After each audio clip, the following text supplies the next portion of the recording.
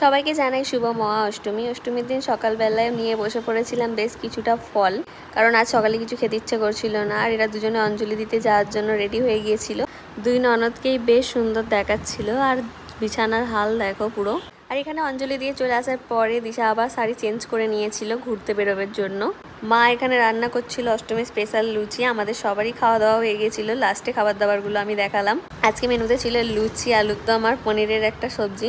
সন্ধ্যাবেলায় বসেছিলাম বারান্দায় লোকজন দেখার জন্য। বেশ আরাম করেই বসেছিলাম ঠান্ডা ঠান্ডা হাওয়া খেতে।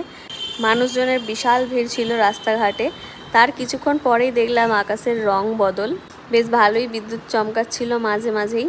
এই বৃষ্টি নামলো এমনই একটা ওয়েদার হয়ে গিয়েছিল। তো আমাদের তো কোনো উপায় নেই বেরোনোর, আমরা ঘরে বসেই আজকে খাওয়া দাওয়া করব। বাইরে থেকে খাবার নিয়ে চলে এসেছে রাহুল এখানে। তো আমরা ঠিক করেছি আমরা ওপরে ঘরে গিয়েই খাওয়া দাওয়া করবো। আর এখানে আমি দিশার খাবারটা বের করে দিয়ে চলে এলাম।